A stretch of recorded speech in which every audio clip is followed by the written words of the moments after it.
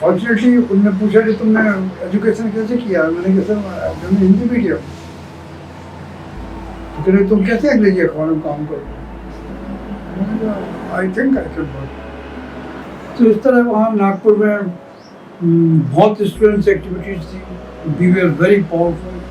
कोई भी कॉलेज में स्टूडेंट फेडरेशन के अलावा दूसरा आदमी चुनाव में आते नहीं था। तो एक हमारे हवाई जहाज में एक बहुत क्राइसिस आ गई। एरोफ्लेट नाम की उनकी हवाई कंपनी होती थी। तो पता ये लगा कि रास्ते में बहुत सारे स्टॉर्म आए वातावरण में, तो उससे जो जितना फ्यूल रहता है हवाई जहाज में वो कम हो गया। अच्छा वो भी बहुत एंटी कम्युनिस्ट। तो सभी कमरों में सुबह सुबह वो 10 कूपन बियर के दे जाते थे, तो 5 सिगार रख जाते थे। तो हम तो सिगार पीते नहीं थे। तो चेकोस्लोवाकिया में इंटरनेशनल ऑर्गेनाइजेशन ऑफ स्टूडेंट्स की कॉन्फ्रेंस थी। तो जो जीतते थे हर यूनिवर्सिटी की टीम, उन्हें हिंदुस्तान से 40-50 स्टूडेंट समझ जाएंगे कि हिंदी में न्यूज़ आती नहीं थी। हिंदी में हाँ, देर वाज अ टाइम में हिंदी में न्यूज़ आती नहीं, सब हिंदी अखबारों में ट्रांसलेशन छपता था। नमस्कार दोस्तों, हम लोग आज़ादी के 75वें वर्ष में हैं और आज़ादी के जितने अर्थ हम लोग जानते हैं उनमें सबसे महत्वपूर्ण है बोलने की आज़ादी, यानी कि अभिव्यक्ति की स्वतंत्रता। और अभिव्यक्ति की स्वतंत्रता के जितने आयामों को हम लोग देखते और समझते हैं उनमें प्रेस की स्वतंत्रता का स्थान सबसे महत्वपूर्ण है। परंतु प्रेस की आज़ादी की जब हम बात करते हैं तो कोई भी आज़ादी दरअसल अपने साथ बहुत सारी जिम्मेवारी लेके आती है।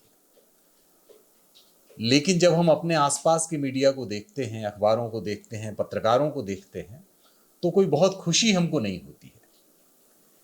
आज के अखबारों को देख करके और पत्रकारों को देख करके हमको ये लगता है कि क्या ये उसी देश का मीडिया है, उसी देश के पत्रकार हैं जिन्होंने आज़ादी की लड़ाई के दौरान कुर्बानियां दी थी और अंग्रेजी साम्राज्यवाद ने जो अत्याचार इन पर किए थे उनको सहा था।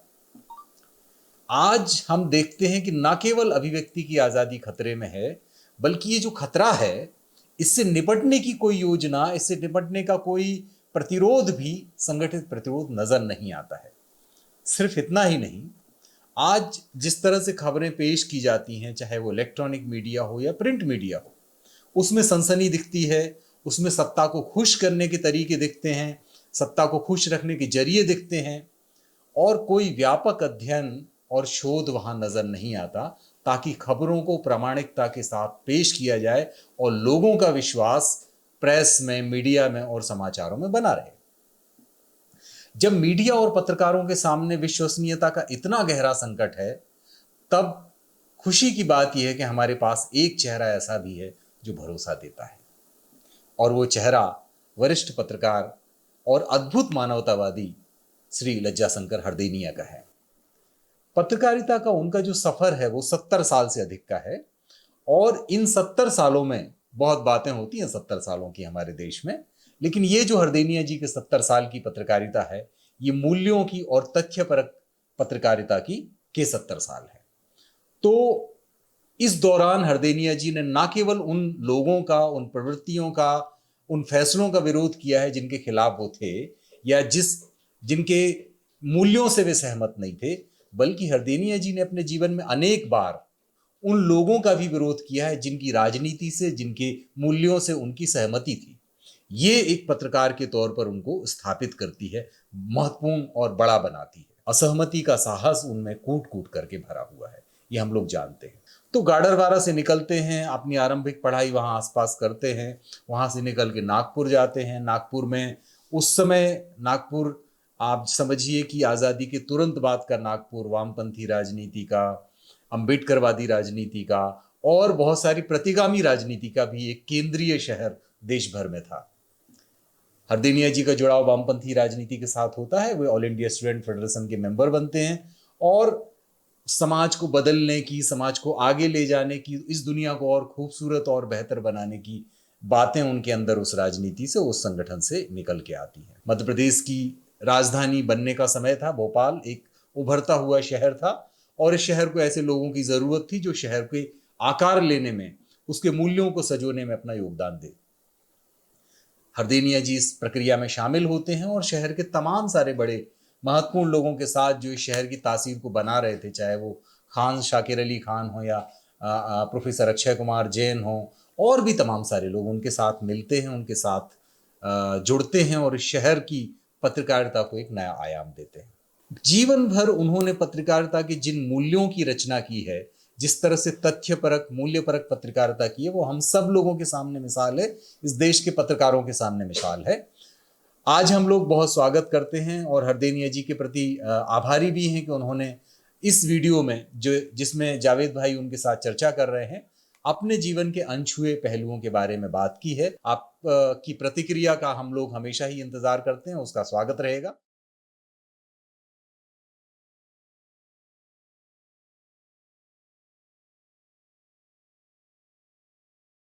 मेरे पिताजी पुलिस में थे और सर्कल इंस्पेक्टर थे। रिटायरमेंट के बाद वो अपने पुश्तैनी गांव जो कोड़िया के नाम से जाना जाता है, गाड़ावाला तहसील नरसिंहपुर डिस्ट्रिक्ट का है, वहाँ आके वो सेटल हुए, उन्होंने मकान बनाया। पुराना मकान भी था, उसको धो कर बनाया। तो जब हम रिटायर हुए तो हमारी उम्र मेरे ख्याल से 12-13 साल की होगी। हम सबसे आखिरी संतान थे, हमारे बाद एक बहन है। तो हम लोग को वहाँ से सिवनी में उनकी लास्ट पोस्टिंग थी, तो वहाँ से वो अपना सामान लेके आए। तो 40 गाड़ियों में सामान आया, बैलगाड़ी में सामान आया, 40 बैलगाड़ियों। और हमारे फादर को कुत्ते पालने की एक बंदर भी थे हमारे उनके पास, शौक से। तो लोग समझते थे कि सर्कस का कारवां है। तो वहाँ से गाड़ी से आके हम लोग पहुँचे वहाँ। फिर हमारे गांव में ही 7वीं तक का स्कूल था, तो वहाँ हम पढ़े। उसके बाद गाड़ावाड़ा में पढ़ने का मौका मिला। तो हमारे कोड़िया गाँव और गाड़ावाड़ा के बीच में एक नदी थी जिसका नाम था शक्कर नदी। सच में उसका पानी बहुत मीठा होता। तो रोज मतलब साइकिल से पैदल 5 किलोमीटर चल के हम लोग कोड़िया गाड़ावाड़ा में जाके पढ़ते थे। तो वहाँ पर कई बार ऐसा होता था कि वो बरसात के दिनों में खास करके कि शक्कर नदी में पूर आ जाता था, बाढ़ भयंकर आ जाती थी और पहाड़ी नदी थी, तो नाव से भी निकलना हो। तो हम लोगों को रात को वहीं स्कूल में सोना पड़ता था। फिर उसके बाद 7th क्लास हम पास किए, तो हमारे इलाके के एक बड़े विद्वान व्यक्ति थे, प्रोफेसर लालीराम शुक्ला, जो बनारस यूनिवर्सिटी में साइकोलॉजी के प्रोफेसर थे। तो हम लोगों के रिश्तेदार भी थे, तो वो आए हुए थे। तो मेरी एक दिक्कत थी, उसको गणित नहीं आता। तो मध्य प्रदेश में गणित कंपलसरी था। तो उनसे मेरे फादर ने चर्चा की, तो लेकिन नहीं, हमारे यहाँ यूपी में दोनों के सब्जेक्ट बोर्ड हैं, एक में जिसमें आपको गणित नहीं पढ़ना पड़ता है। तो उनको भी पसंद आया, हमको भी पसंद आया, और फिर बनारस चले गए और बनारस में 2 साल रहे। तो वो तो बहुत उनके यहाँ बहुत लोग आते जाते थे, क्योंकि वो ऐसे व्यक्ति से जिन्होंने देश में हिंदी में मनोविज्ञान की किताबें लिखी, शुरुआती हिंदी में मनोविज्ञान। तो उनके यहाँ आचार्य नरेंद्र, डॉक्टर राम मनोहर लोहिया, इस तरह के लोग आते रहते थे। तो उनसे अपने छोटे से संपर्क हुआ, पर ये लगता था कि मतलब ये कैसे अद्भुत व्यक्ति। यहाँ वहाँ पर एक बनारस में एक रुस्तम शकील करके कम्युनिस्ट पार्टी के नेता थे, जो पारसी थे और लोकसभा के लिए चुने जाते थे कम्युनिस्ट पार्टी, तो वो भी आते थे। तो पॉलिटिकल सिनेरियो सब दिमाग में उस समय बन गया। तो हमने सोचा चलो हमारा काम हो गया, पास कर लिया, अपने प्रदेश में भागे। तो फिर हम आके सागर यूनिवर्सिटी में पढ़े। तो बनारस में 10वीं तक पढ़े? हाँ, 10वीं 11वीं में तो 10वीं 11वीं वहाँ आगे बनारस से आके सागर यूनिवर्सिटी में आ गए। Sagar university was a wonderful university. आपको पता भी होगा कि डॉक्टर हरि सिंह गौर ने अपनी ज़िंदगी की पूरी कमाई, जो उस समय 1 करोड़ रुपए थी, उन्होंने वो यूनिवर्सिटी को दान करके यूनिवर्सिटी बनाई थी। डॉक्टर गौर और बड़ा विद्वान आदमी थे, और लेजिस्लेटिव असेंबली के मेंबर भी रहे। ब्रिटेन में उन्होंने लॉ प्रैक्टिस की, और एक फेमस फांसी की सज़ा से एक आदमी को बताया था सिर्फ उन्होंने, क्योंकि उस समय जजमेंट में लिखा जाता था कि इस माने इसको फांसी की सज़ा दी जाती है या इसको मृत्युदंड दी जाता है।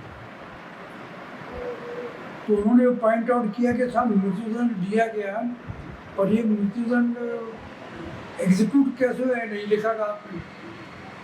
गला काटा जाएगा रस्सी से, उसको अर्जुन में एक आदमी उठा लिया तो ब्रिटेन में, उसका उनको खूब पसंद है।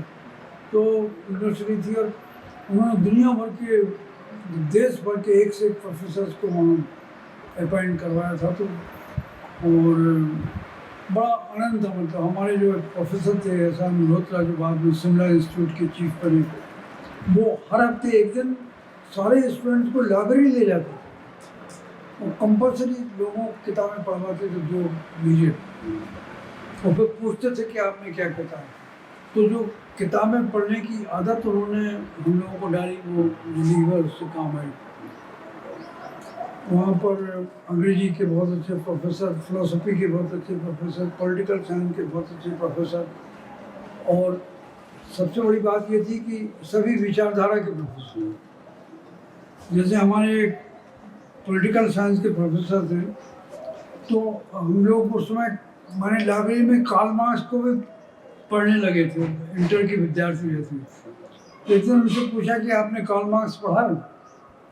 नहीं, मैंने कार्ल मार्क्स नहीं पढ़ा, मैं तो भैया पढ़ेगा रामचरितमानस पढ़ा है और उसी से काम चलाता हूँ।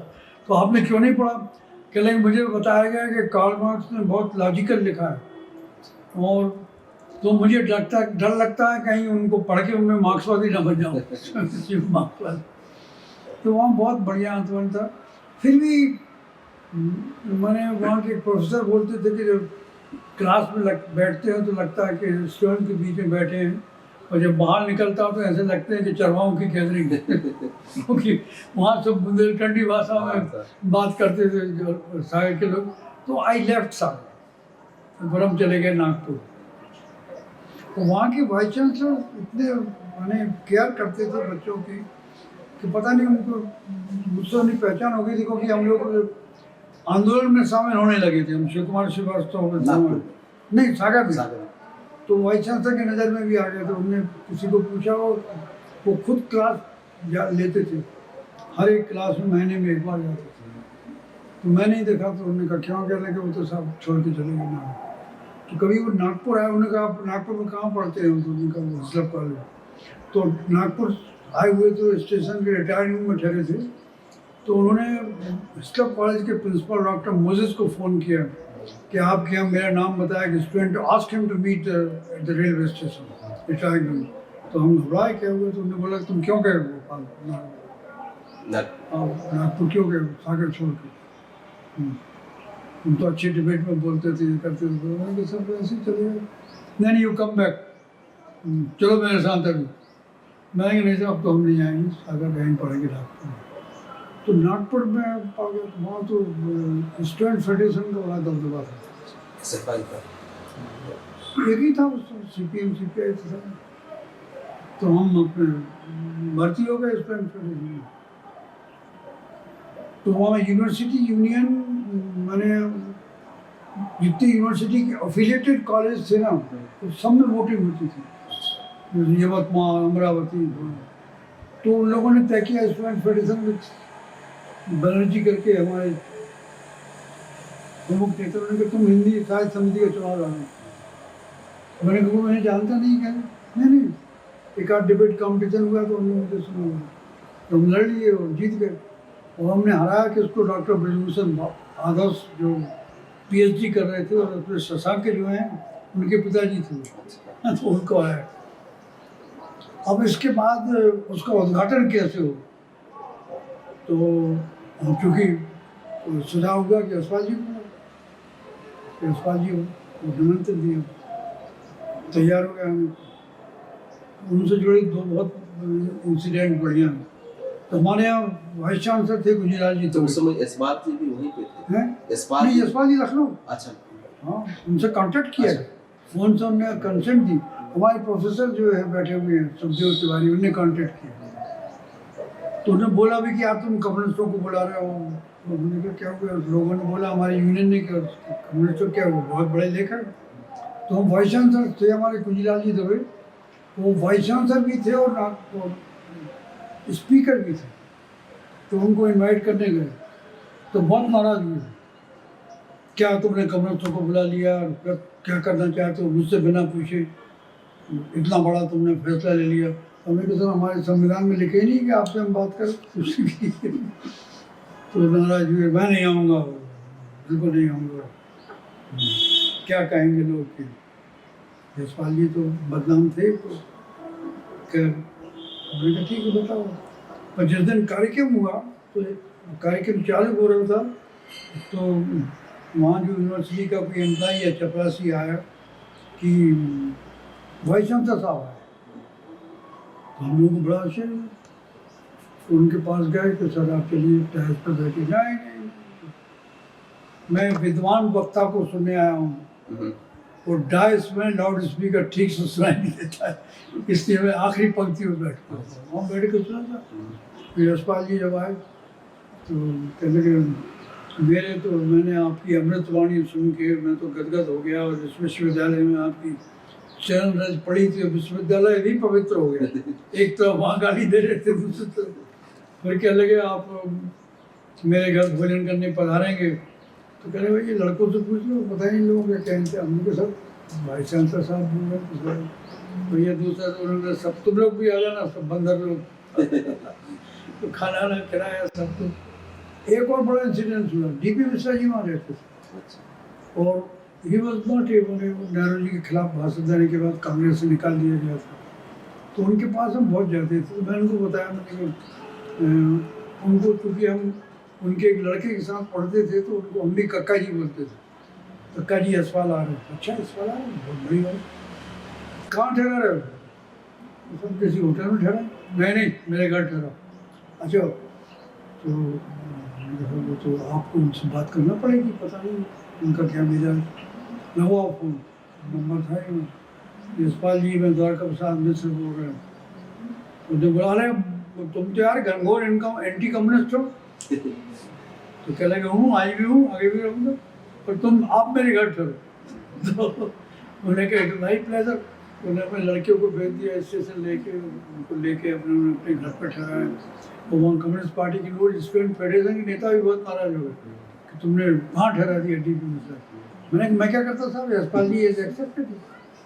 तो उनके यहाँ उन्होंने ठहरा, पर दोनों ने बोला कि अच्छा डीपी मिश्रा ये बड़े किताबें पढ़ने और विद्वान है, उनकी पॉलिटिकल आइडियोलॉजी एंटी आरएसएस तो थे। तो उन्होंने भी बोला कि बहुत दिलचस्प रहा, और उन्होंने भी बोला कि उनका ठहराने में मुझे बहुत मज़ा आया डीपी मिश्रा। तो इस तरह वहाँ नागपुर में बहुत स्टूडेंट्स एक्टिविटीज़ थी। We were very powerful. कोई भी कॉलेज में स्टूडेंट फेडरेशन के अलावा दूसरा आदमी चुनाव में आते नहीं था, और अफिलिएटेड कॉलेज में भी उनकी पोजीशन थी। वहाँ मैंने piece movement was very strong, world peace movement. और आपको आश्चर्य होगा सुन के कि स्टूडेंट फेडरेशन ने जब सिक्योरिटी काउंसिल में अमेरिका ने कश्मीर के सवाल के ऊपर रेजोल्यूशन को वीटो किया, तो हम लोगों ने जुलूस निकाला स्टूडेंट फेडरेशन, और 5000 स्टूडेंट्स उसमें शामिल, 5000। इसी तरह जब संयुक्त महाराष्ट्र का आंदोलन हुआ तो उसमें भी हम लोगों ने सपोर्ट किया। बहुत सारे मुद्दों पे मतलब स्टूडेंट फेयर। तो उस समय एक और इंटरेस्टिंग घटना हुई कि मैंने बीए कर लिया था, मैं पॉलिटिकल साइंस में था। तो उसके हेड ऑफ द डिपार्टमेंट है डॉक्टर आशीर्वादन, वो ही बड़े विद्वान। मैंने वहाँ किसी भी कॉलेज का यूनिवर्सिटी का हेड ऐसा नहीं था जिसे 4-6 किताबें ना लिखी हो, विषय के हो। डॉक्टर आशीर्वादन की पॉलिटिकल साइंस पे किताब थी, theory, political science theory and practice. वो माने हिंदुस्तान में तो चलती थी, दूसरे देशों में चलती थी। और उस समय ये था कि आपकी इतनी अटेंडेंस होगी तो ही आपको परीक्षा में बैठने को दिया जाए।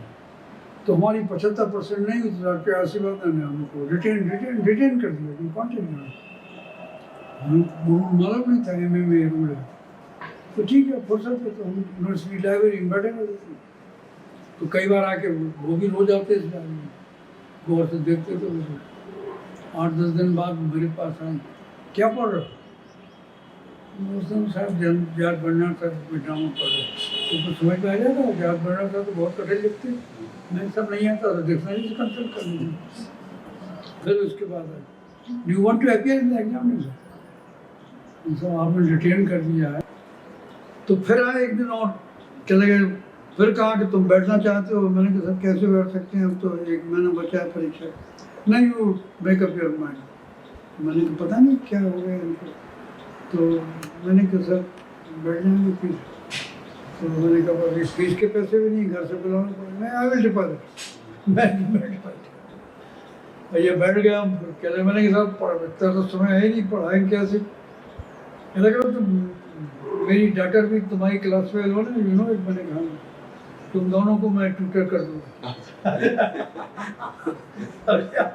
आप देखिए, मैंने कहा सर आप लेकर, अरे यार मैं सोचा था तुम नेता आदमी हो, डिमॉन्स्ट्रेशन करोगे, मेरे मुर्दाबाद के नारे लगाओगे, और तुम्हारे जो स्टूडेंट फेडरेशन के लोग कहेंगे कि पॉलिटिकल विंडिक्टिव। तुमने कुछ भी नहीं किया तो मुझे बहुत अच्छा लगा। That's why I am resign. और एक दिन उन्होंने मुझे 20 क्वेश्चन दे दिए दोनों पेपरों के, कि इन दोनों को तैयार कर लो, इसमें से आधे से ज़्यादा आएंगे। वो पास भी हो गए। तो आप देखिए किस तरह के। अच्छा वो भी बहुत एंटी कम्युनिस्ट। हाँ, और एक बार एक यूथ कांग्रेस का, वो यूनिवर्सिटी यूनियन के इंचार्ज भी थे। तो यूथ कांग्रेस का एक आदमी बन गया, मेडिकल कॉलेज का स्टूडेंट प्रेसिडेंट यूनियन का। उसने साल में कुछ नहीं किया, पैसे खा गया पूरे पढ़ समझ। तो उस अच्छा बजाई को प्रोग्राम रखा था उसने अपना। तो ये इन्होंने बोला डॉक्टर आसिफ यादव ने कि I am a committed anti communist. और परंतु मेरी इच्छा ये है कि नागपुर यूनिवर्सिटी यूनियन का अध्यक्ष हमेशा स्टूडेंट फेडरेशन का आदमी। वो कार्यक्रम करते हैं, पैसे नहीं खाते, बहुत अच्छे से स्टूडेंट्स के लिए देखभाल करते हैं, उनकी समस्याओं के लिए लड़ते हैं।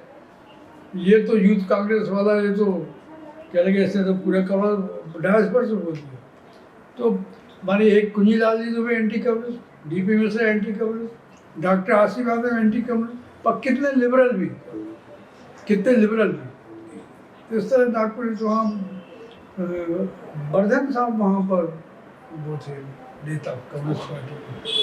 उनसे हमारा बड़ा संपर्क, बड़ा स्नेह रखते थे बच्चों के साथ, गजब का। एक बार मुझे बुखार हो गया, हॉस्टल में या किसी में रहते तो घर ले गए मुझे 15 दिन तक अपने घर। ये नागपुर के अनुभव हैं। नागपुर कौन से साल में थे? ये हम चले गए थे, देखिए 49 to 51 Banaras, 51 to 53 Sagar, 53 to 58 also Nagpur. MA करने के बाद हम वहीं अखबारों में काम करने लगे। नागपुर में एक शुरू किया एक हिंदी अखबार में, लोकमत करके था, उसका कलकत्ता से एडिशन निकलता था, उनके पास एजेंसी वगैरह कुछ नहीं थी। मैं एक और आपको जैसे नागपुर का सुनाऊंगा। तो 5 रुपये रोज पे काम करते थे, और उसके एडिटर थे उपाध्याय जी। तो रोज अपने पॉकेट में से 5 रुपये देते थे उनको, आज की बेइज्जत तुम्हारी से। वो कहते जिस दिन ना दूँ रद्दी मैच करो, पैसे वसूल। नागपुर के टाइम पे उस समय एक इंटर यूनिवर्सिटी डिबेट हुआ करती थी, which was organized by all India radio. All India level का पहले यूनिवर्सिटी लेवल का होगा, फिर इंटर नहीं, फिर महाराष्ट्र यूनिवर्सिटी अलग, यूपी के अलग, उनका होता था, और फिर एक देश का होता। तो मैं और मेरा एक सरदार मित्र से बलवंत गर्चा, जो आजकल अमेरिका में रहा, बहुत बीमार है इस समय, तो वो अंग्रेजी में जीत गया और मैं हिंदी में। तो चेकोस्लोवाकिया में इंटरनेशनल ऑर्गेनाइजेशन ऑफ स्टूडेंट्स की कॉन्फ्रेंस थी उसमें रहा। तो जो जीतते थे हर यूनिवर्सिटी की टीम, मैंने हिंदुस्तान से 40-50 स्टूडेंट वहाँ जाएंगे, हमारा नाम होगा, हमको पासपोर्ट देंगे, पासपोर्ट और Nehru was the prime minister. तो पता नहीं वो सरदार को मिल गया, वो चला गया। तो बाद में हमको कब पता लगा, 71 में पता लगा हमको कि हमको पासपोर्ट क्यों नहीं मिला। हमने यहाँ पर एक जर्नलिस्ट की एक बड़ी कॉन्फ्रेंस की थी 69 में भोपाल में, ऑल इंडिया कॉन्फ्रेंस। तो बहुत अच्छी हुई थी। धन्यवाद साहब बहुत सीनियर जर्नलिस्ट थे, वो हमारे अध्यक्ष थे, हम सेक्रेटरी थे। तो एक दिन रात को मुझे 1 बजे, हम पुराने भोपाल में रहते, फ़ोन की घंटी बजी और मैंने फ़ोन उठाया तो कह लगे मैं भूषण राव बोल रहा हूँ। भूषण राव मतलब हमारे जर्नलिस्ट यूनियन के all India president, times of India में न्यूज़ एडिटर थे। तो उन्होंने कहा you have to go to Cuba. मैंने कहा क्यों? नहीं वो वहाँ इंटरनेशनल जर्नलिस्ट यूनियन की कॉन्फ्रेंस है, आई रिकमेंडेड योर नेम। मैंने कहा दूसरे कौन है? दूसरे होने का कॉल पे है। और यू लिसन, मुझे जाना था, मैं इन्वाइट हुआ हूँ, पर आई एम सेंडिंग यू। मैंने कहा क्यों? तुमने जो बढ़िया कॉन्फ्रेंस की थी उसका पुरस्कार दे रहे हैं, अवार्डिंग। तो मैंने कहा कितने पैसे लगे? कुछ नहीं, क्या लगे, एक सूटकेस तुम्हारे घर में ना हो तो वो भी तुम बिना सूटकेस के आ जाना, I will gift one for you. कुछ नहीं पैसा लगेगा। तो मैंने के पास पासपोर्ट नहीं है, पासपोर्ट मिल जाएगा। तुम्हारा एरिया या तुम्हारे एरिया दिल्ली होता है, मैं यहाँ चले जाओ, मैं अप्लाई कर देना, मिल जाएगा। कॉन्फ्रेंस का इन्विटेशन में भेज दे रहा हूँ, उसको लगा देना। तो हम गए।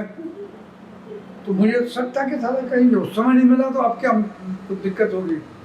तो यहाँ श्रीनिवास वर्धन साहब एक हेल्थ सेक्रेटरी थे, उनके बड़े भाई गवर्नमेंट ऑफ इंडिया में होम सेक्रेटरी थे। तो मैं गया, पासपोर्ट उसी रात को हमारी फ्लाइट मॉस्को। तो 5 बज गया। तो पासपोर्ट ऑफिसर ने मुझे बोला कि I am sorry I can't give passport, कल दे सको। मैंने कहा साहब कल क्या फ़ायदा? मैंने कहा हमारी फ्लाइट तो रात को मॉस्को की, तो वहाँ से दूसरे दिन फ्लाइट है क्यूबा की। क्या I am sorry I can't give, तुम्हारे कुछ ऑब्जेक्शन थे, बट तो बम्बई से वो कागज नहीं आया, सम दे विल रीच टुमारो। तो मैंने कहा मैं बात कर सकता हूँ फ़ोन से? कर किससे? मैंने कहा श्रीनिवास वर्धन होम सेक्रेटरी। उस वाला उसकी तो हवा बंद हो गई। होम सेक्रेटरी भी बहुत बड़ा, हाउ डू नो? मैंने कहा आप ही लगा देंगे। मैंने कहा मैं अर्जन बोला, हाँ वो इंस्पेक्टर ने बोला था कि you are going to Moscow, my company you are going to Moscow and from there to Cuba. मैंने कहा और मैंने कहा सर मुझे तो पासपोर्ट नहीं मिल रहा है, क्या हो गया? मैंने कहा पता नहीं, आई डोंट नो क्यों नहीं मिल रहा, पर पासपोर्ट ऑफिसर के पास ही बैठा हूँ। तो गिव फोन टू दे दिया। उन्होंने कहा कि टेक माई ऑर्डर, टेलीफोन पे ऑर्डर दिया। तो आई नो एल.एस. अदनिया वेरी वेल, कल तक नहीं देखी थी उन्होंने। And I am told he was denied passport in 1956 and he must have been a kid, माने का बच्चा होगा उस वक्त। I order that he should be given passport immediately so that he can undertake journey from Delhi to Moscow and from Moscow to Cuba. तो passport officer से बोला कि ये जो मेरा डिटेशन है वो आज की डेट पे लो तुम, और कल आके मुझ पर उससे दस्तखत करवा लेना सर। तो हमको फिर मैंने उनसे पूछा, मैंने कहा साहब ये तो बताइए क्यों नहीं आप तेरे से पासपोर्ट? भाई you were communist at that time, और कम्युनिस्ट मैं नेहरू जी की सारी उदारता के बाद कम्युनिस्टों पर बहुत नज़र रखी जाती है। तो फिर मैं उसके बाद तो खैर, पर उसके बाद भी जब भी रिन्यूअल की बात आई नहीं, वो बॉम्बे की फाइल आती थी। तो नागपुर में फिर हम मतलब वो अखबार में काम किए, फिर कुछ दिन नवरत में काम किए। तो ये पत्रकारिता की तरफ कैसे झुकाव? हाँ, उसका भी इंटरेस्टिंग। हम लोगों ने स्टूडेंट लाइफ में एक मैगजीन निकाली थी नागपुर, उसका नाम था स्टूडेंट में, 2 मैग निकालनी थी, अंग्रेजी में लिखी थी। अंग्रेजी की एडिटिंग करता था बलवंत करता, और हिंदी की जिंदगी नाम था। और कृष्णानंद सोखता थे, उनका अखबार निकलता था नया खून, जिसमें गयाना मौत और दुखती बोझ भी काम करते थे। तो वो हमारा फ्री छाप देते थे हमारी मैगजीन को। हाँ, कहते थे कुछ पैसे वो दे रहे हैं, तो हम लोगों ने कैसे पैसे इकट्ठे किए जाएं इसके लिए एक तरीका निकाला था कि मान लो किसी हमारे स्टूडेंट के जूते खराब हो गए तो एक जूते की दुकान पर जाते थे, यार ये हमारी मैगजीन निकलती है, इसके लिए चंदा दे दो। चंदा ना तो नहीं दूंगा, तो इनको साहब इनके जूते पड़ गए, पुराने जूते थे, जूते उसको दिला के कंसेशन का पैसा उससे ले लेते थे। तो बहुत बढ़िया निकलती थी, और I think we were selling about 500 copies. अब हमारे एक मित्र थे शरद कोठारी, जिनकी डेथ हो गई, लंदन गांव में अखबार निकालते थे, अभी उनके लड़के निकालते हैं। तो हम लोगों ने एक लिटरेरी जर्नी निकाली, तय की, और उसके अंतर्गत हम सबसे पहले इलाहाबाद गए। तो इलाहाबाद में बच्चन जी से मिले, सुमित्रानंदन पंत से मिले, महादेवी वर्मा से मिले। अमृत राय नहीं थे तो उनके बड़े भाई जो प्रेमचंद के बड़े पुत्र श्रीपत राय, उनसे मिले और सबका इंटरव्यू लिया और बड़े प्यार से। तो महादेवी वर्मा से हम लोगों ने सवाल पूछा कि मोहम्मद शरद कोठारी दोनों थे, ही फाइनेंस थे, वो पैसे वाले का लड़का था शरद कोठारी। तो महादेवी वर्मा से मैंने ये सवाल पूछ लिया कि आपके ऊपर बहुत लोगों ने किताबें लिखी हैं, और अभी कोई नई किताब भी आई थी सुमित्रा कुमारी सिन्हा की, महादेवी की, तो आपने वो पढ़ी है? तो कह लगे मैं अपनी आलोचना समालोचना किताब लिखी, मुझे फुर्सत नहीं है सबसे। तो यही बात हमने बच्चन जी से पूछी कि आपने ऐसी किताबें पढ़ी हैं क्या? तो कह लगे मैंने तो नहीं पढ़ी, मैं भी नहीं पढ़ता अपनी आलोचना। मैंने कहा महादेवी जी भी बोल रहे हैं। कह लगे उसने कब से पढ़ना बंद कर दिया मैं नहीं जानता, पर मैं तो ईमानदारी से नहीं पढ़ता हूँ। हमने दोनों का विवरण छाप दिए और अखबार दोनों हो गया, तो दोनों की गाली देते हुए छुट्टी तुमने चुगलखोरी क्यों कर रहे थे?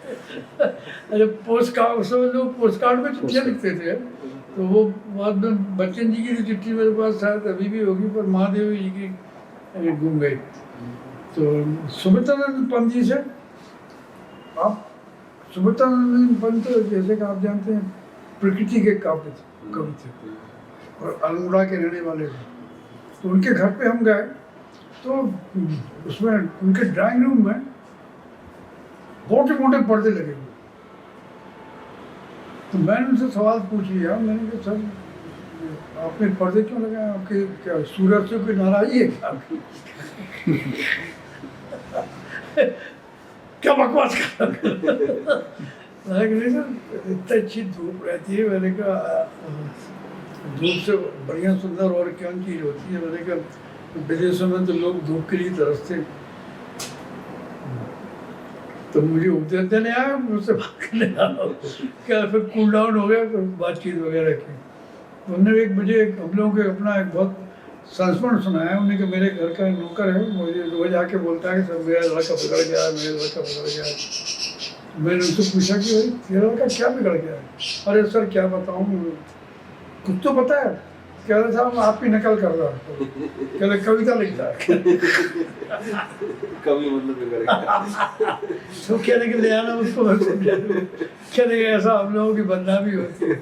तो मतलब उन्होंने हमको ग्राम्य उनकी कविता संग्रह, वो उनने हमको अपने हाथ से लिख के दिया। तो निकलती रही मैगजीन, निकलती रही। तो उसके बाद फिर हमने कहा चलो और कहीं नौकरी लो। तो नवारत गए हम, रामभोपाल भैंसुरी जी से मिले, तुम अभी पढ़ रहे हो? मैंने कहा नहीं तो हो गया। अच्छा तो क्या जानते हो? मैंने कहा क्या बात है। आगे लगा नीचे द्विवेदी जी से मिले, न्यूज एडिटर थे। तो हम उनसे मिले, तो उस दिन नेहरू जी कहीं आए हुए थे, नागपुर नहीं कहीं हुए थे। तो पहले आपको मालूम होना चाहिए कि हिंदी में न्यूज़ आती नहीं थी, हिंदी में चल हाँ देयर वाज अ टाइम में हिंदी में न्यूज़ आती नहीं, सब हिंदी अखबारों में ट्रांसलेशन छपता था, पीटीआई, यूएनआई का। तो द्विवेदी जी ने मुझसे कहा था, उस बार हम नेहरू जी को पढ़ चुके थे, विश्वनाथ की झलक और मेरी कहानी, माई ऑटोबायोग्राफी। तो उन्होंने मुझे बोला कि नरोजी का भाषण आ रहा है तो अनुवाद करो अंग्रेजी को। उन्होंने दे दिया PTI की कॉपी, हमने आधा पौन घंटे में करके दे दिया। अरे बहुत बढ़िया, बहुत बढ़िया। अरे मैं अभी मास्टर जी को बोलता हूँ, ले लो लड़के। तो रिक्रूट हो गए और उसमें हमको 55 रुपये मिले।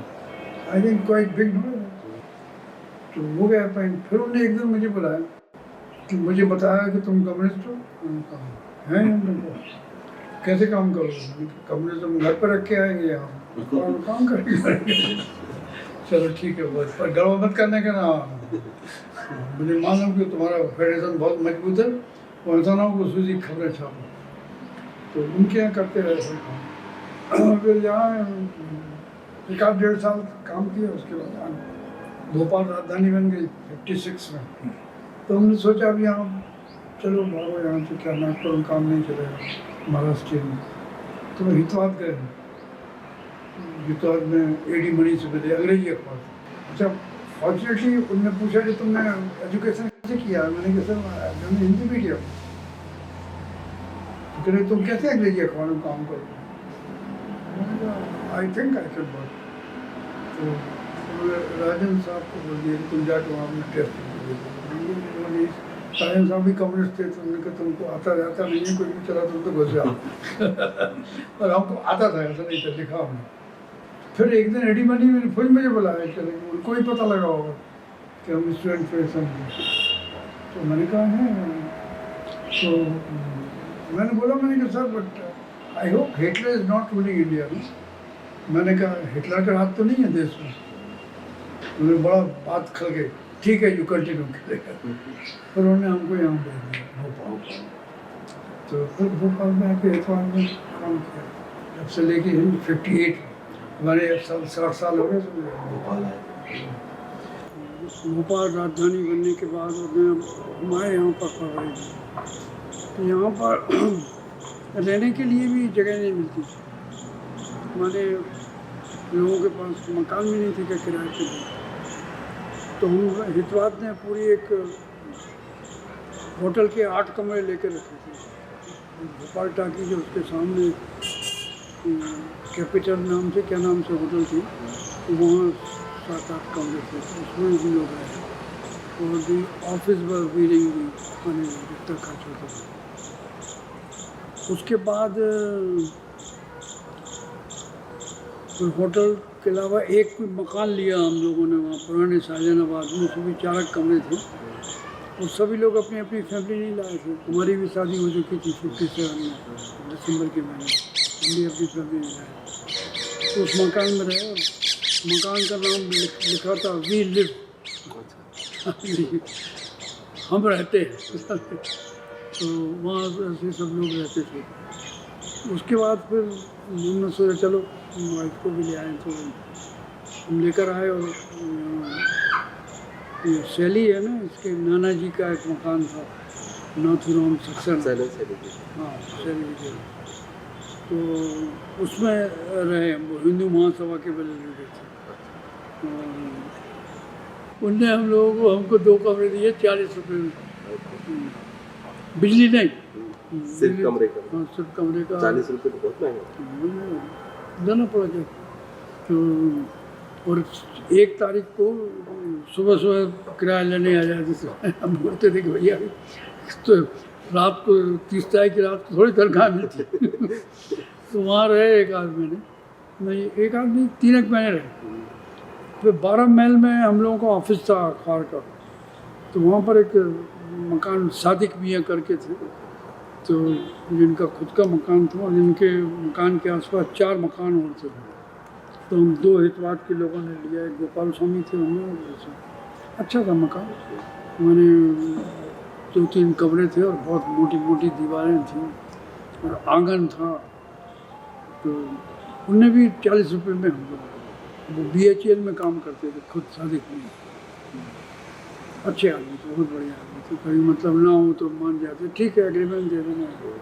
तो वहाँ रहे हम लोग, वहाँ रहे हम 69 तक उनके मकान। 58 से लेकर 69, 58 नहीं होगा 60-61 से। हाँ, उस दरमियान जब 59 में हम नथुलाल जी के घर में रह रहे थे तो भोपाल में एक सांप्रदायिक तनाव हुआ। तो ये नथुलाल जी बहुत अफवाहें फैलाते थे। हमारे बगल में ख्वाजा अहमद खब्बास करके बड़े धनी आदमी थे, वो रहते थे मैंने उनके नथुलाल सक्सेना के घर के बगल में थोड़ी दूर में। तो ये कहें कि जो अब्बास जो है ना, ये उसके घर में इसने बहुत हथियार इकट्ठे करके रखे हैं और कभी भी अपने हमला करेगा। मुझसे कहने लगे तुम अखबार जाना बंद करो, जिंदा नहीं आएगा। मैंने कहा हम तो जाएंगे, हम जाते थे, कर्फ्यू भी लगा हुआ तो पैदल जा रहे। फिर वो अफवाह चालू रख लें। तो मैंने अब्बास जी को फ़ोन किया, यार मैंने क्या हमारी पत्नी चली गई थी बीच में दंगा हुआ है। तो मैंने कहा अब्बास जी हमको होटल में नहीं है भोपाल में। मैंने कहा बड़ा मुश्किल। अरे यार तुम हमारे यहाँ खाना खाओ। अरे वहाँ तो कितने लोग हैं, हम तो इतने मेरे घर में लोग हैं काउंट ही नहीं कर सकता। तो हम उनके घर पर खाना खा रहे हैं। तो मैंने कहा जी हम जिसके हम रहते हैं पड़ोसी आपके बारे में अफवाह फैला रहे कि आप रखा हथियार जमा करके रखो, चले उसको साले को ले आओ खाना के लिए, खुद देख के चला जाएगा। तो मैंने बोला रतुलाली चलो आप चाय पीने उनके लिए। तो मैंने कैसे अफवाहें फैलाई, तो पहला अनुभव मेरा वही था। तो बेचारे अपने व्यापारी आदमी थे, सब कुछ लेना देना, तो उनके पास कारें भी थी, नई थे बढ़िया सब चूड़ीदार पैजामा पहनते थे। तो दैट रूमर वर रिपोर्टेड। और जो एक बात आपको बताऊंगा कि यहाँ पर एक नेम है, कर्णिकर साहब करके कमिश्नर थे। तो उनके पास हम लोग बैठे थे एक दिन, उनको बहुत जूनियर जर्नलिस्ट थे। तो कहने लगे साहब ये क्या हो रहा है और कैसे हो रहा है। तो कहने लगे अरे यार बीच बीच में इन लोगों की पिटाई ज़रूरी है। कौन सी बीच बीच में इन लोगों की पिटाई। तो आई वाज शॉक्ड, मैंने कहा सारा एक ऑफिसर इस तरह का व्यू रखता है। उसके बाद फिर हम लोगों को सरकारी मकान की पात्रता थी अखबारों में, आज भी है। तो वो पात्रता इसलिए बनी कि जब रविशंकर शुक्ला मुख्यमंत्री बने तो उन्होंने नागपुर के जितने अखबार थे उनको मालिकों को, एडिटर्स को बोला कि आप अपने एडिशंस भोपाल से करो। तो सभी मालिकों ने बोला कि हमारे अखबार रहेंगे कहाँ, जगह तो है नहीं आपके भोपाल में, आप राजधानी तो नहीं, आई विल गिव अस। तो उन्होंने एक पॉलिसी बना ली, गवर्नमेंट ने कैबिनेट में पास करके पत्रकारों को मकान दिए जाएंगे कंसेशनल रेट पर। अब इतने मकान थे नहीं, तो हर कैबिनेट मीटिंग हर एक आध साल में एक आध मकान मिल पाता है।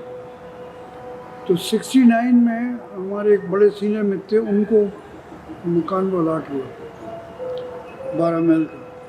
वो रहते थे पुराने भोपाल में, उनको वो वातावरण इतना अच्छा लगता था कि हम तो नहीं आएंगे सरकारी, कोई हमको बंगला भी दे। तो उसके बाद मेरा टर्न लगता, तो उन्होंने अपना मकान मेरे नाम कर। तो वहीं जब हम सादिक मियाँ के मकान में रहते थे उसके सामने वो मकान था, तो आदमी 34/2।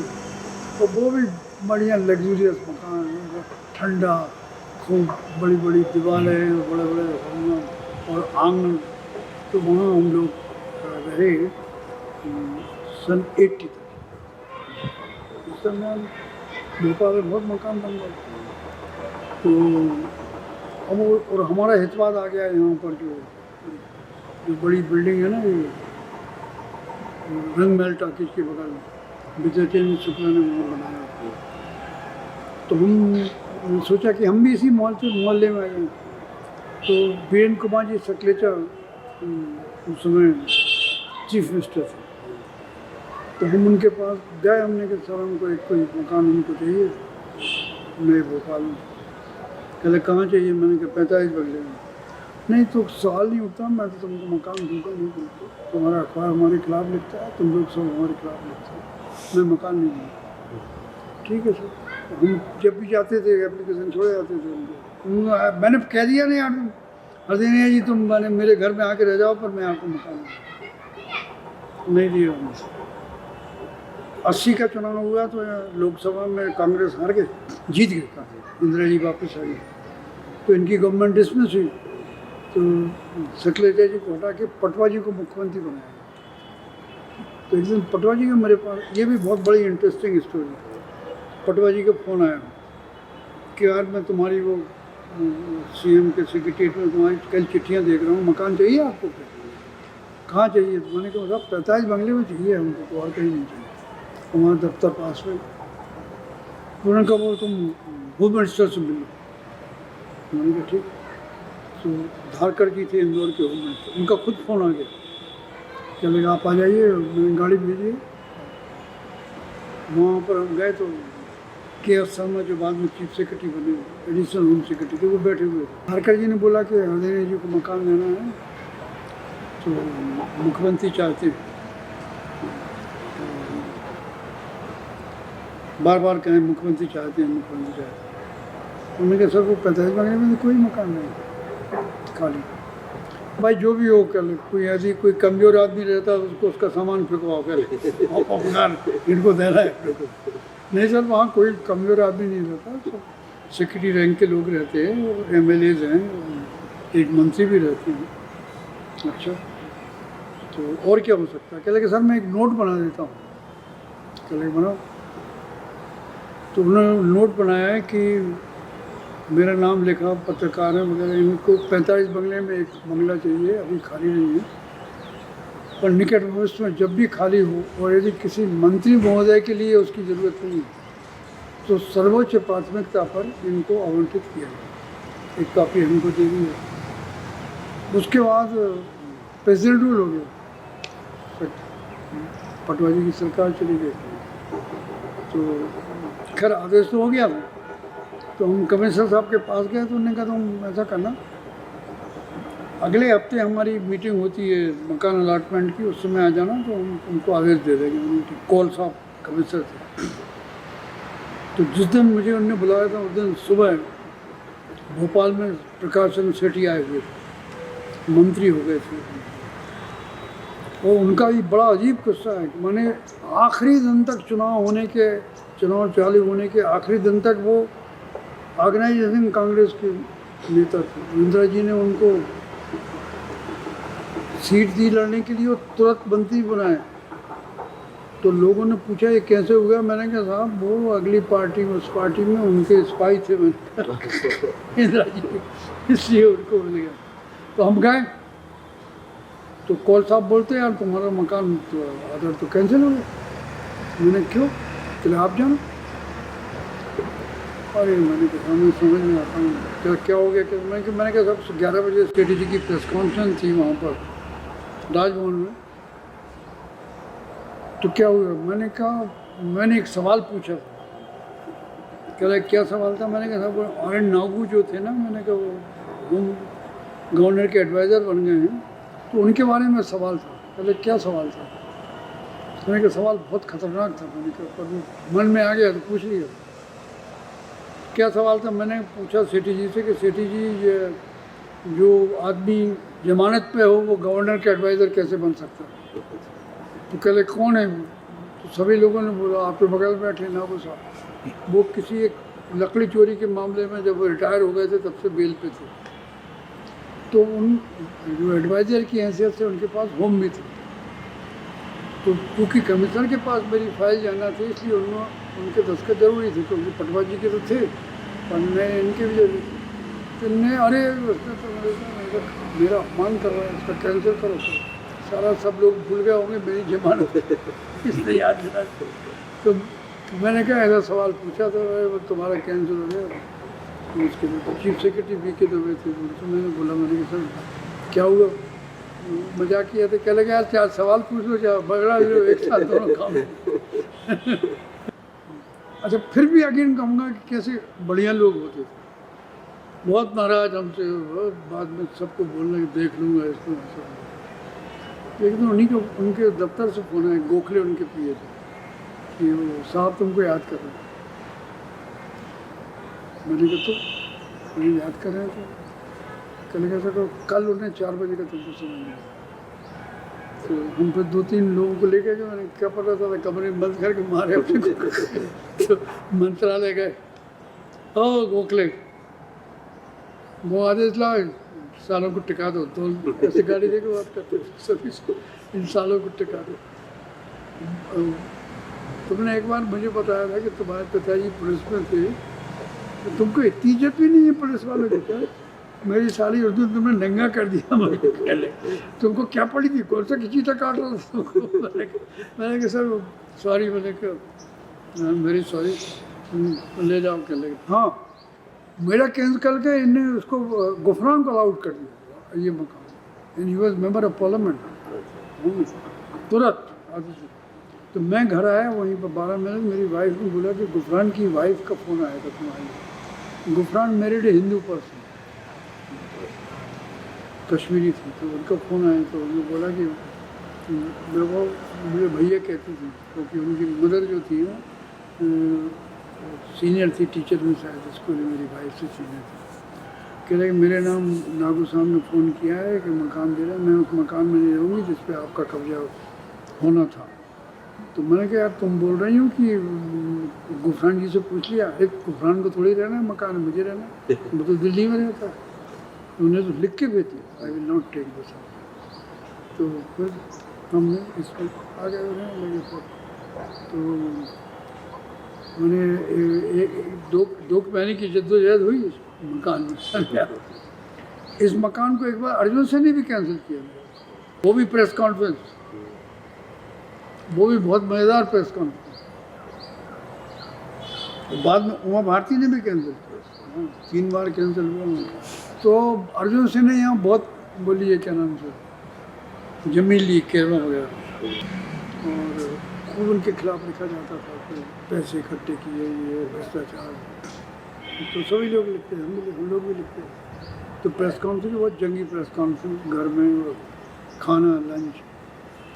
तो उन्होंने कहा मैंने ये आप जो लोग लिख रहे हैं मेरे खिलाफ, इसके स्पष्टीकरण मैंने आप लोगों को एक लिफाफा दिया है, उसमें शामिल है, आप पढ़ लीजिएगा, उचित समझे तो छाप दीजिएगा। तो सुदीप बनर्जी बोलते हैं चलिए चलिए खाना। मैंने कहा नहीं, आपको आस्क वन क्वेश्चन। कह रहे क्या? नहीं वो कह लगा वही लंच पे बात। मैंने कहा नहीं, I want to formal reply, I want to seek formal reply from the chief. मैंने कहा साहब जब आप अपोजिशन के लीडर थे तो आप हमें से कहा करते थे कि विपक्ष का नेतृत्व करते करते मेरे 7-8 लाख रुपये भेजे। आपको भी मुख्यमंत्री बने 6 महीने हुए, आपने आशा कर चुका दिया होगा, और उसके बाद आपके पास इतने पैसे कहाँ से आ गए जो आपने 8 लाख रुपये में 8-9 लाख रुपये एक प्लाट खरीद दिया? तो सुदीप बनर्जी चले वहीं उस पर बात करूँ। नहीं, मैंने कहा I want to seek reply दिया। दूसरे अखबार वालों ने सपोर्ट किया। फिर अब वो ऐसे ही था, मेरे परिवार के लोगों ने मदद की वगैरह। ऐसे सवाल की मुख्यमंत्री से पूछी, अब सपोर्ट मिलती जाए, दूसरे भी पूछते जाए। तो 2 महीने के बाद मेरे पास एक चिट्ठी आई कि 45 बंगले के कुछ बंगले मंत्रियों के लिए ज़रूरत है, तो आप कृपया करके इसको 3-4 दिन में हम आपको एक वैकल्पिक मकान दे रहे हैं नाट्य में, आप इसको खाली करके दिए थे। तो उनको सुनो कांग्रेस, हाँ डी.पी. मिश्रा जी थे, डी.पी. मिश्रा जी के हम बताया नागपुर से जानते थे। मैंने कहा साहब कुंवर साहब उनसे खाली करवा रहे हैं मकान, क्यों? मैंने कहा हमने उनको सवाल पूछा तो कहले क्या सोचता है मुख्यमंत्री के वहाँ के आतंक फांसी में जाना चाहता है? अपने आदमी को बोला, उनको फ़ोन लगा, चले अर्जुन से वो कागज़ वापस लो।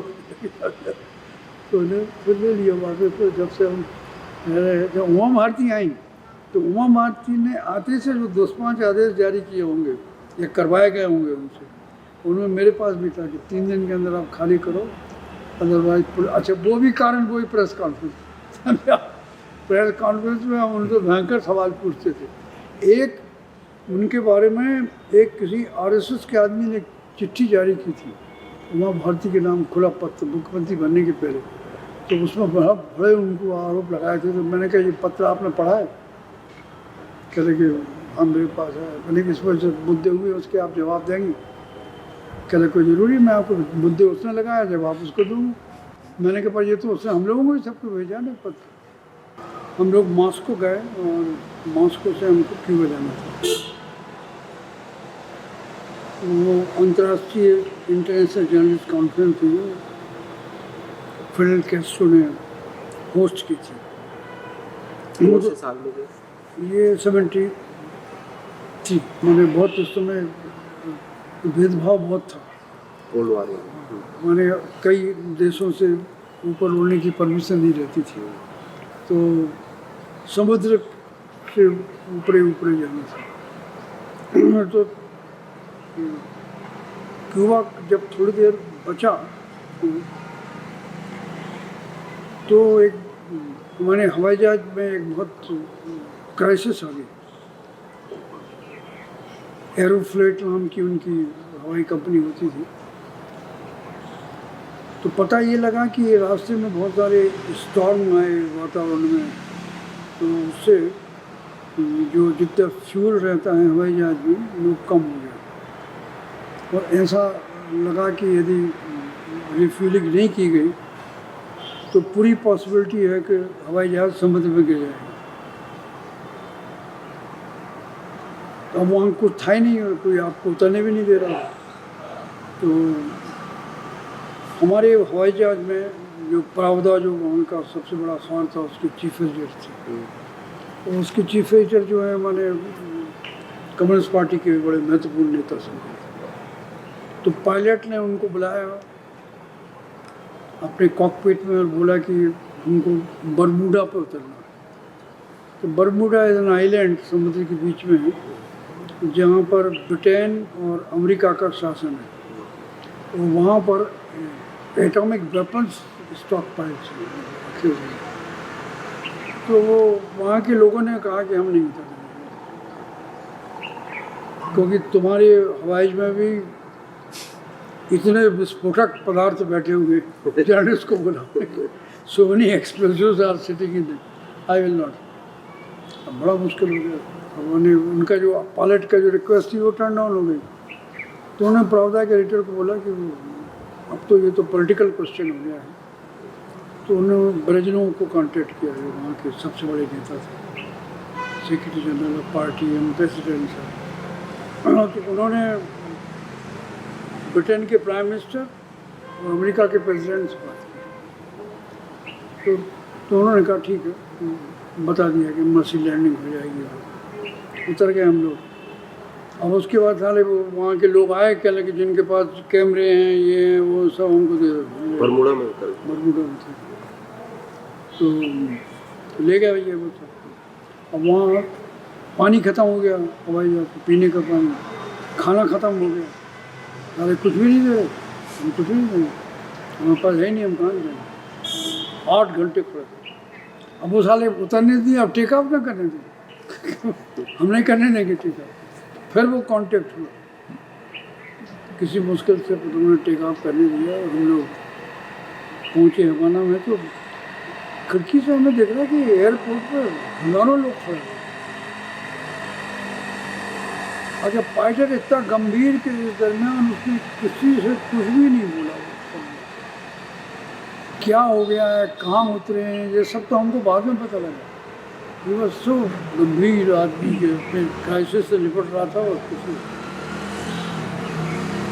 तो वहाँ जब उतरे तो पता लगा कि फिडेल कैस्ट्रो खुद आए हुए हैं to receive the journalist. Normally नहीं आते, पर इस घटना के बाद आए। और वहाँ नारे लग रहे, down with imperialism, down with American imperialism, down with. तो वहाँ से फिर हम लोग गए, इट बिकेम वर्ल्ड न्यूज़। मतलब तो आप कल्पना करिए यदि नहीं होता ना तो कई हुए हैं हवाई जहाज समुद्र में गिरे हैं कई। तो उसके बाद फिर गए वहाँ पर, मैंने 15 दिन का था, रोज सेशंस होते थे, बातचीत होती थी वर्ल्ड सिचुएशन पे, पीस पे, वॉर पे, जर्नलिज्म के प्रॉब्लम पर। बहुत अच्छे से हम लोगों को रखा। और एक दिन फिडेल कैस्ट्रो से भी मुलाकात क्या हुई, मैंने उन्होंने भाषण दिया हम लोगों के सामने और एक एक कंट्री का नाम लेके उनको वेलकम किया। और फिडेल कैस्ट्रो दुनिया के उन ओरेटर्स में से हैं जो 3-3, 4-4 घंटे बोलने के बाद भी नहीं थकते। भयंकर। तो उनका भाषण का इंटरप्रिटेशन भी हो रहा था अंग्रेजी में। तो वो स्पेनिश भाषा है उसके बाद, तो अंग्रेजी बोल रहा था। तो बहुत बढ़िया मौसम, बहुत बढ़िया मौसम, जिसका रिकॉर्ड भी हम लोगों ने लिया। तो 15 दिन वहाँ पर रहे हम लोग। और वो क्या था कि सभी कमरों में सुबह सुबह वो 10 कूपन बियर के दे जाते थे और 5 सिगार रख जाते थे। तो हम तो सिगार पीते नहीं थे। तो मैंने अपने पड़ोस में एक फ्रांस के जर्नलिस्ट थे, उनसे पूछा कि what are you doing with cigars? क्या I am keeping in my suitcase every day ताकि 5 दूसरा लग जाए। मैंने क्यों कहा, my friends are there so I will take Cuban cigar, world known cigar. तो मुझे याद आया कि डीपी मिश्रा जी भी सिगार पीते, बड़े शौकीन थे। बारहों माचिस लगा के पान खाना, किमाम खाना, बड़े। तो मुझे याद आया यार, मुझसे गदगद हो जाएंगे हम सिगार में हम भी रखने लगे। तो हमें साली 50 सिगरेट हो गई। 5 दिन के बाद हमको वो आई थी। तो मैंने जो ही वहाँ से एयरपोर्ट आया तो दिल्ली में आए हुए थे, मुझे किसी ने बताया, IIT से फ़ोन किया, मैंने तो भोपाल फ़ोन किया। दिल्ली दौलत सिंह चौधरी के ठहरे मंत्री थे। मैंने उनको बोला, मैंने कहा पंडित जी, कक्का जी बोलते थे, मैं आपके लिए एक बहुत बड़ी गिफ्ट लाए। कह ले क्या? मैंने क्यूबन सिगार। अरे कहाँ हो तुम? मैंने कहा एयरपोर्ट पर। Wait there. कर लगे बिल्कुल टैक्सी लेके मत आना, मंत्री की गाड़ी तो बोलने नहीं आएगी। चौधरी साहब की गाड़ी मैंने भेजी, हमने इनको सिगार दी, बहुत बढ़िया से उन्होंने धन्यवाद किया। तो it was a great experience हमारे साथ। हमारी सारी दुनिया के जर्नलिस्ट थे, पाकिस्तान के भी थे वहाँ पर। कहाँ क्या फ्रीडम ऑफ एक्सप्रेशन है, क्या है, कितना दबाव है, वो सब सीखने को मिला वर्ल्ड की सिचुएशन से। फिर आके मैंने एक छोटी सी किताब भी लिखी थी क्यूबा के लिए क्यूबा। तो बहुत बड़ी बने, आप समझिए कि पूरे हिंदुस्तान से 2 ही लोग गए थे, मैं और SB कोल पे। हर एक ही कंट्री से 2-2, 3-3 लोग गए। तो ये तो वहाँ की विजिट हो गई। उसके बाद हम फिर पीस मूवमेंट में भी काम करने लगे, और पीस एंड वर्ल्ड पीस में, एफ्रो एशियन सॉलिडरिटी में, Indo GDR friendship, Indo Cuban friendship, ये सब बहुत बड़ी संस्थाएं हुआ करती थी उस ज़माने में। तो रोमेश चंद्र हमारे वर्ल्ड पीस काउंसिल के चेयरमैन हुआ करते थे, बहुत बड़ी पर्सनालिटी, बहुत बड़े ओरेटर, बहुत विद्वान व्यक्ति। और उनकी पत्नी पेरिन रोमेश चंद्र हमारी हिंदुस्तान की जो पीस एंड सॉलिडरिटी की, तो उन्होंने पहला मैंने मेरे 73 नहीं, क्यूबा में 71 में गए थे, 71। तो जो डेलीगेशन जा रहा था उसमें उन्होंने मुझे रिक्रूट किया, क्योंकि हम बहुत एक्टिविटीज़ करवाते थे वर्ल्ड पीस भोपाल में। तो वहाँ गए हम, तो वहाँ भी बहुत बड़ी गैदरिंग थी। और वहाँ पे हमको नेल्सन मंडेला तो सभी जेल में थे, पर यासर अराफात से मिलने का मौका मिला, बहुत सारे लोगों से मिलने का मौका। और इनफैक्ट क्यूबा तो सोवियत यूनियन तो 4 बार गया। तो सरस्कोव मिली वहाँ पर, वहाँ भी ऐसे सेशन होते थे, घुमाने ले जाते थे। एक इंटरेस्टिंग एक दिन ये हुआ कि किसी सेमिनार हमको जाना था, तो हमारी जो लड़की थी होस्टेस, तो फ़ोन कर रहे कि जल्दी निकलो जल्दी निकलो। तो मैंने कहा मैं तो बाथरूम में हूँ, जल्दी निकलो। जल्दी निकल के कपड़े वपड़े पहन के नीचे आ गए। तो थोड़ा आगे बढ़े तो मेरे कान में भयंकर दर्द हुआ, एक्स्ट्राऑर्डिनरी। मैंने उसको बोला, तो मैंने कहा अब तो हम प्रोग्राम में नहीं जा सकते, अस्पताल लेकर तो ले गए, उन्हें छोड़ दिया हमको अस्पताल में। तो हालत कान के भीतर बर्फ़ जम गया। तो मैंने उसको बोला डॉक्टर को जल्दी से मुझे ठीक कर दो। मैंने कहा मैं जाऊँगा वहाँ, ब्रेजनो बोलने वाले हैं, नो यू हैव टू 1 घंटे 1 दिन तुमको रखना पड़ेगा। मैंने कहा ब्रेजनो का भाषण है? तो वो बोलती है कि यदि इवन ब्रेजनो भी आदेश करेंगे कि तुमको मैं डिस्चार्ज कर दूँगा तो मैं नहीं करूँगी। तो कह लगे मैं नहीं छोड़ूंगी। तो मैंने उनसे पूछा, मैंने कि ये बताइए आपकी तनख्वाह क्या है? तो उसने बताया। तो मैंने कि जो सड़क पर बर्फ तोड़ता उसकी क्या तनख्वाह है? तो तनख्वाह ज़्यादा पहले क्यों? मैंने कहा ऐसा है कि भाई जितना ज़्यादा मेहनत का काम उतनी ज़्यादा वेजेस। हम तो भीतर रह के आराम से काम करते हैं। तो उसमें एक पिक्चर ये इमर्ज होकर है कि माने वेज स्ट्रक्चर कैसे वहाँ तय होता है। उसके बाद फिर एक और प्रेस गोरोचो के टाइम पे 2 बार जाने का मौका, उन्होंने प्लास्ट्राइक और नया कम्युनिज्म का सिस्टम बताने की कोशिश की थी।